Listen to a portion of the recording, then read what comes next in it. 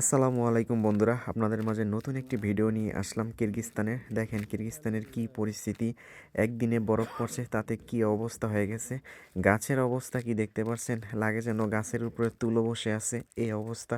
চারদিকে শুধু সাদা আর সাদা, যেদিকেই তাকাবেন শুধু বরফ আর বরফ। এগুলো হচ্ছে সাদা তুলোর মতো, হাত দিয়ে ধরলে আর কি সহজে গলতে চায় না, পানি পেলে গলে যায়। গাছের অবস্থাগুলো কি দেখতে পাচ্ছেন, সব কিছু সাদা।